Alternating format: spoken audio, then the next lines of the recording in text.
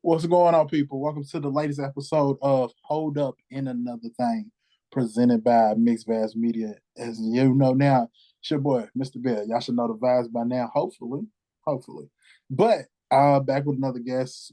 And like I said, the Facebook group, I need a guest. So I found another one and I want to talk about trauma. But first, let me introduce her. Reese, how you doing? I'm doing great. How about yourself?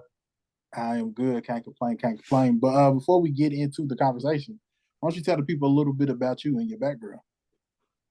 Well, I myself am a traditionally trained Indigenous medicine woman with a background in high-risk social work. I spent like the first few years of my career really working with troubled high-risk youth, and I can say that that greatly impacted the programs that I designed in helping even adults recover from their own trauma to this day. Okay. What was it like working with the youth? A roller coaster. Like, don't get me wrong, I love those kids, but they definitely put me through the ringer more than once. Oh, is it easier working with kids or adults? I would say adults, Okay. because after your prefrontal cortex is done developing between the time you're 25 and 26, your emotional regulation is a lot better and there's less let's say up and down, and it's more of a things hurt in more of the level of a dull ache than every new pain that happens isn't completely heart-wrenching. Gotcha. Gotcha. Yeah, when you're a little younger, the simplest thing it just seems to get to you as a word. I guess as an adult, you learn over time to deal with it. Is that correct? Yeah, and just that even biologically, those senses are less heightened once you're not going through puberty. That is a very challenging time for everybody, though, right? Oh no, it's absolutely fantastic. You're supposed to love it. Yeah, you love it. And when you after it's over, it's a lot of Oh, it's a lot of changes. So let me ask you this: what do you define trauma? How do you define trauma? well, honestly, it's anything that affects you in a way that truly sticks with you. And that can be anything from a heartbreak to losing a job to the more, like, let's say, big T traumas like violence or assault or like physical traumas and such. But it can be little things as well that you wouldn't consider, like in air quotes, trauma, but yet your body or your mind still had a traumatic response to it. Hmm. You said something about biological earlier. Do you think that plays a lot into how we cope with trauma, even after the puberty stage? Um, Depending, yes, because if you have, let's say, a family history of extreme mental illness, trauma's likely going to be harder for you. And even on the level of heightened responses, if you've had a troubled youth, those will stick with you until you've healed from the patterns and managed to move forward. Okay. Okay. I went through your Facebook page and you said something about the Bliss method. What is the Bliss method? The Bliss method is my framework, combining everything I've learned, both from my training as an Indigenous medicine woman and all of my experience in high risk social work, because I've worked with all age groups, all ethnicities, and I've found that combining multiple different frameworks between the two worlds has Hmm. created a low harm, high impact trauma recovery program. And that's also drug free. No. Okay. Um, before we continue on with trauma, you said you work with say indigenous. We'll make sure I get this right. Medicine, correct? Yeah. What's that like? What's that like? Because that's Like intriguing in that's itself. yes, and honestly, it was such a gift to be able to do that training, but that's all of your herbals and really looking at your health from a holistic point of view Okay. and in preventative ways. Like instead of, okay, now I'm really sick, making sure you're living in a way and consuming the right nutrition. And if you're experiencing certain symptoms, changing the like herbal roots of medications in your diet to better improve each individual area and not focusing just on symptomology, but looking at the root of something. That's interesting because we we focus we run to find a cure, but like you said, it could be prevented.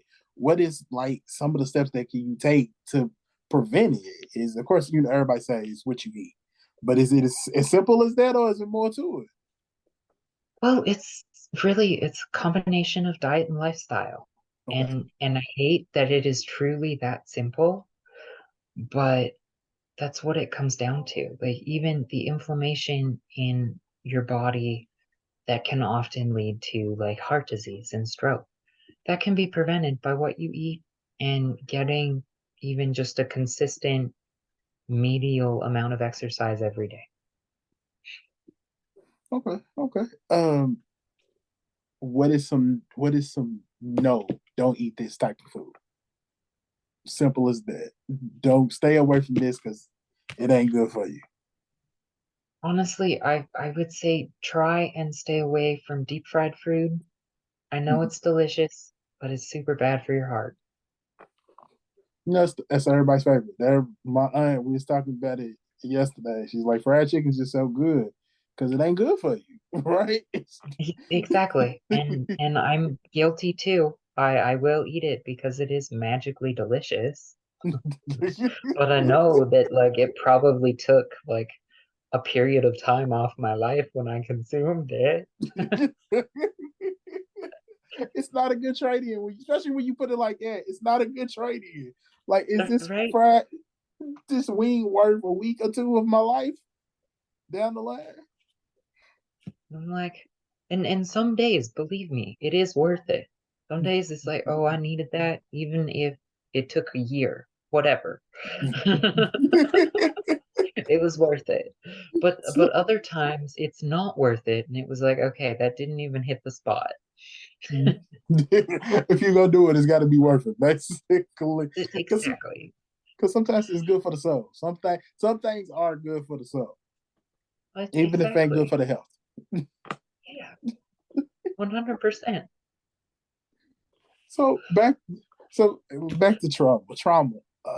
How do what what would you give people to how to deal with trauma? Whether it could, is there different techniques for different situations as far as it, like you said, losing a job compared to losing a significant other to actually, losing someone as far as going into, the afterlife or whatnot. Is there different methods to dealing with it, or is it kind of the same thing? I mean, it does vary depending Okay. on severity, but you basically start with the same path with everyone and at different points if they need a, let's say, higher trauma recovery protocol that's more intense or uses different methods. Like you, at each fork in the road, you say, okay, is this helping or do we need more?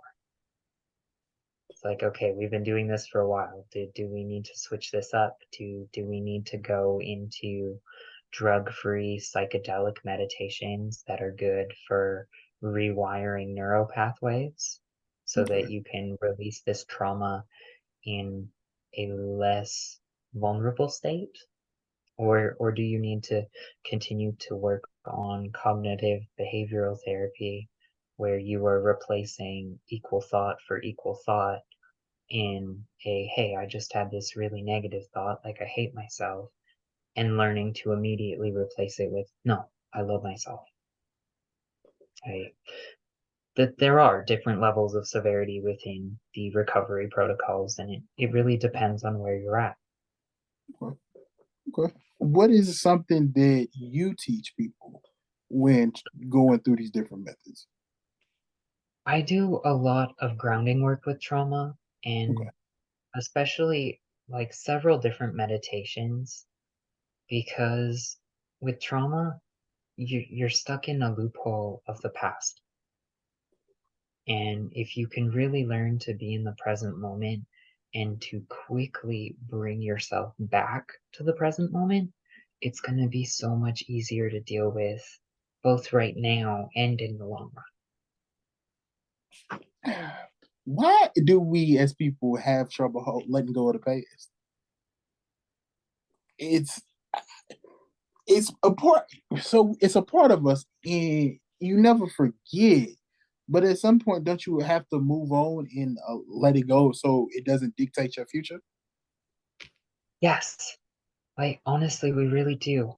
And at this point, with everything I know between our own plasticity of our minds, we just haven't evolved enough yet to be able to just move on without holding on to something forever and letting it eat us away. Like, yes, they say time heals all wounds, but only to an extent. Like, you actively have to work on it at this stage of humanity if you truly want to let something go.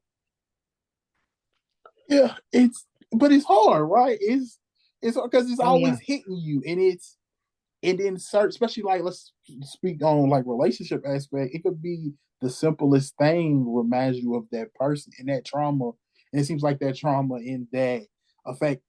It could be one simple thing, and it goes all the way back down the path, and you Hmm. get stuck there, right? So it's not as easy to recover.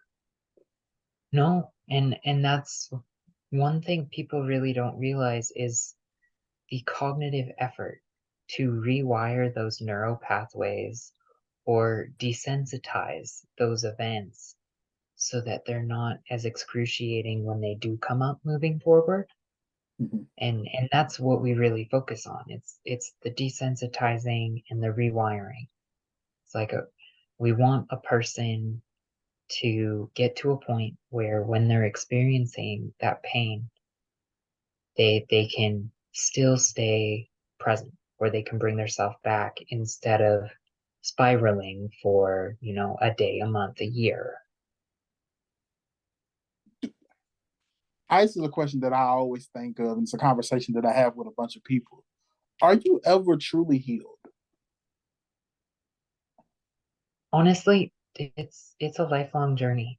There will be times where a person feels 100%, and then the next thing might happen, and it feels like all of those perfectly compartmentalized boxes came falling down. And until things click again, it feels like you have to start over. Right. Does a person's mindset play into how they deal with trauma? Oh, yes. Okay. Okay. I mean, even in simplest terms of you have person A who is very negative in just trauma or not, like they came out of the womb and they're a negative person. And you have person A who's very positive, a go-getter, is always looking on the bright side. Person A is likely to seek the most level of possible recovery, versus person B is likely to stay stagnant and stuck in it until they break and they absolutely have to do something or they may cease to exist.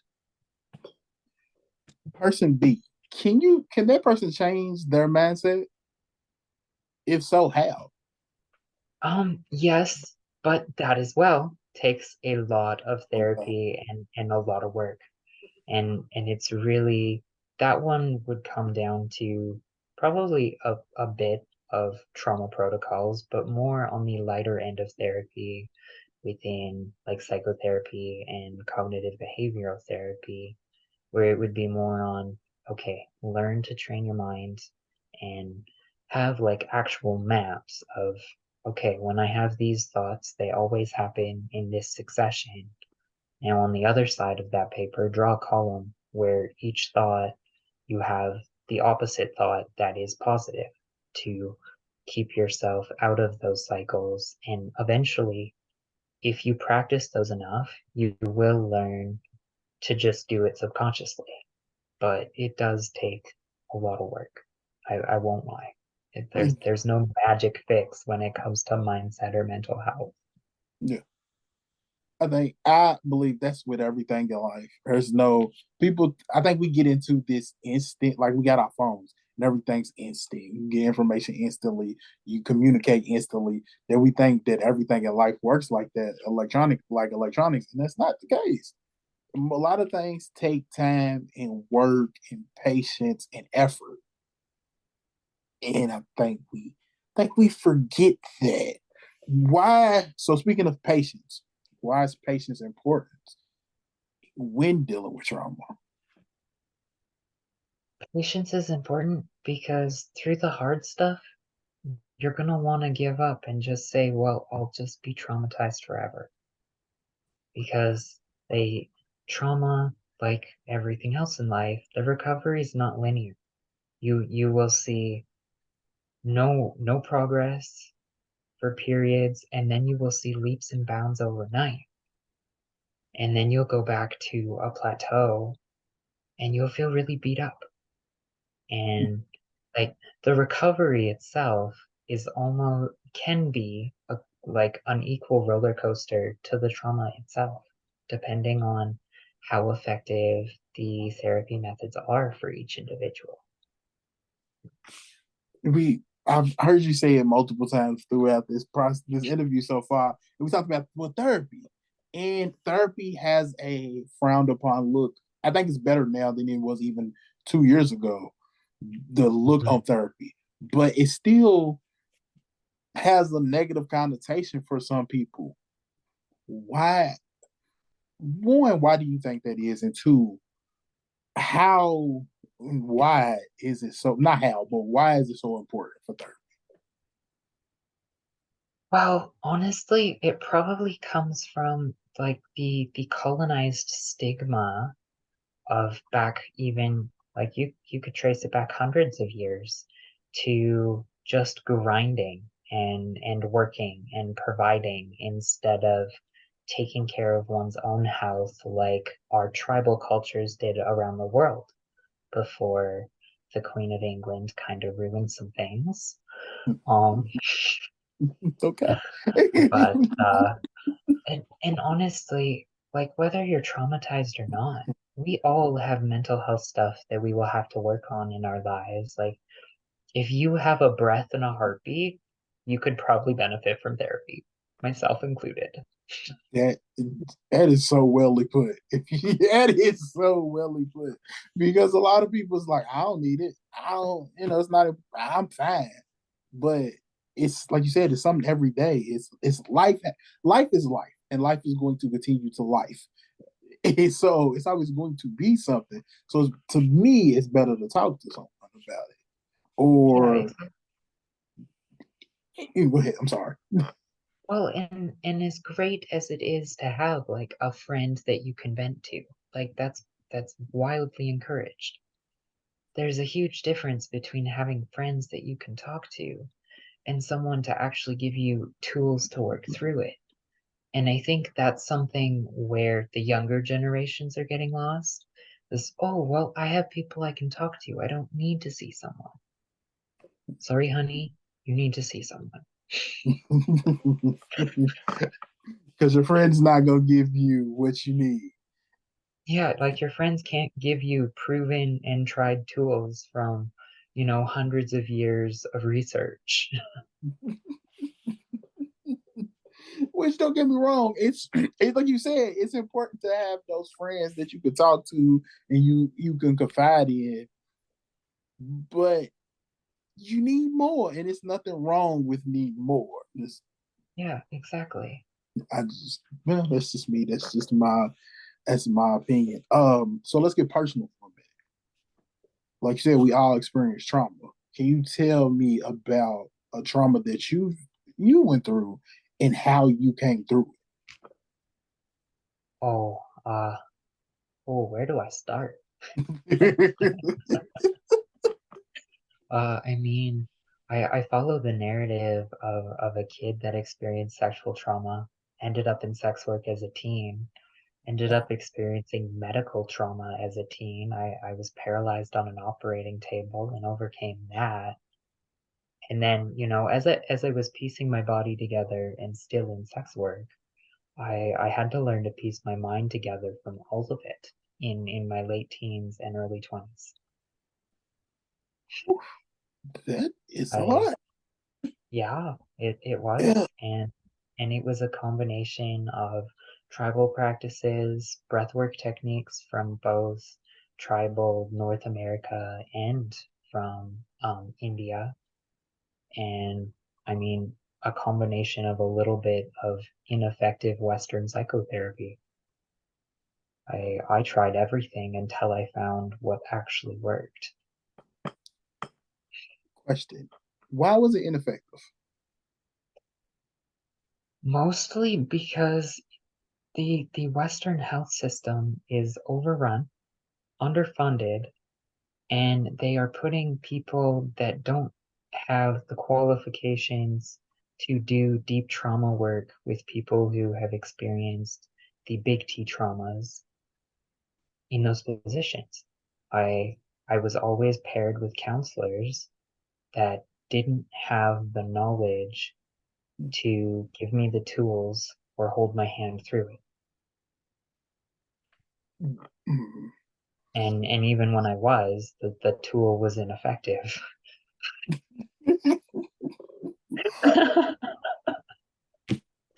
I'm sorry. I don't mean to laugh, but it was like No, it's the way I said it. yeah, it was. It was like yeah. I even when I got it, it still didn't, it wasn't effective. It didn't work. Okay. I'm sorry. It, the delivery was priceless. I'm sorry. But how could we fix the system? Can it be fixed? I mean, if we want to take the time to, at least in North America, train at least 10,000 more psychologists, sure. Just 10,000 more. Just yeah, it's small number, right? It's just yeah, you can find those on just You anywhere, you I guys guess, can have right? you guys can have 5K. We'll keep 5K up here. Okay, yeah. So it might be a little hard to effectively fix the situation. Or, I mean, societal collapse where money is less of an issue and people aren't driven to complete mental insanity. That might help. Mm. Don't get me started on the money because that's a whole conversation of just. Whew. I was having a conversation with someone today about money, and then yeah, it's like we said, we talk.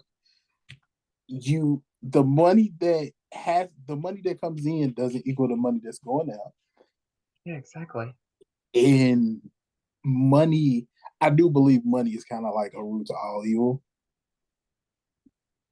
It's great to have it, but the more money, more problems, as a famous rapper Yeah, once said. yeah, Just and even less money still problems. So yeah. it's a continuous thing. But like I said, don't get me started on that. That's a whole I situation. mean, Oh, go ahead. I would take it further and say I got 99 problems, but being a bitch ain't one.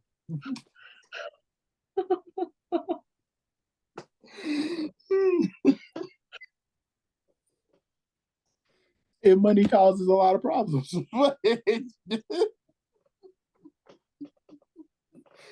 uh, so we talked about mindset and we talked about trauma. Is there any other things that you specialize in? Honestly, it's the herbals and the dietary adjustments to help manage inflammation and chronic pain.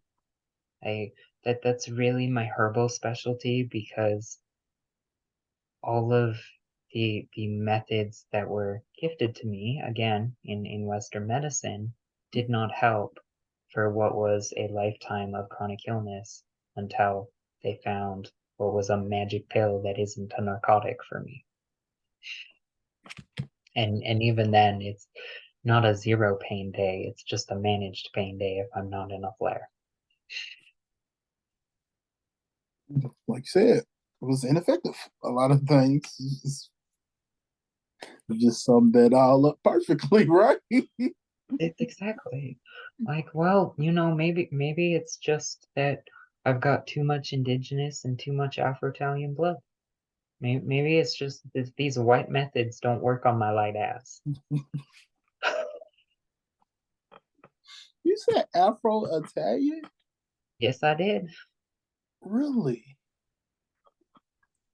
I think I've never heard that. Afro Italian. Huh. Now I He gotta could ask have done a better job, clearly. you. Where? So, where's the history? Where have you done your On my personal? dad's side, it was my roots there immigrated from Nigeria to Italy, and then it's two generations down there, and then that was my dad, and yeah, I wish I could go back. Like, no, don't immigrate and magically have me in Africa. Fuck you guys.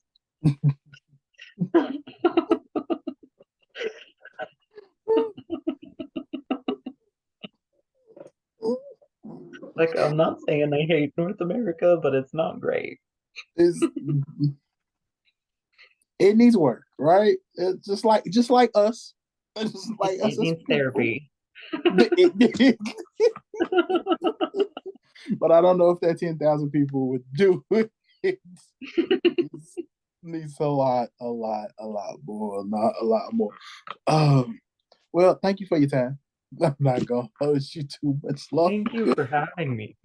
This is this has been very entertaining for me, and I hope the people find it as entertaining as I did because it was very hilarious to me. Um, is there anything you would like to promote or a website? I know you have a website. That's kind of why I'm asking. But is there anything you would like to promote? Honestly, I would say my website, which is all just words, traumatobliss.ca. If you link to that, it will give you my free audio series that is all about improving your mental health, including a love letter for me if you are in a really dark place. That is an audio file where I read it to you, and I have found that those who have received it thus far have been overwhelmed with joy and appreciation that I took the time to put that out there. But that's just because no matter who you are, like you can use a little bit more love and appreciation in your life. It is definitely true. Everybody needs more love, and they need to know they appreciate it. They need to know they matter. I think that is Exactly. I think that's important. Everybody needs to know they matter because they do. It's not just a play on words or just a saying. You actually do matter. Yeah, like every single person on this earth matters. You are definitely correct. So I will. The website people will be in the bio. And what's the name of the audio? The possibility of bliss. Okay, okay. And where can they find that at? It if you go to the website, it's actually the first pop-up. Okay, cool. All right, all right. Reese, thank you so much. This is like I said, it's been very entertaining for me. It's very, very much. Yeah, this was fun. Thank you so much for having me. Thank you for taking the time. I'm sorry, we couldn't get it in sooner, but I'm definitely glad you came. All right, people, it's been another episode of Hold Up in Another Thing presented by Mixed Vast Media. It's your boy, Mr. Bell, and I will catch y'all next week.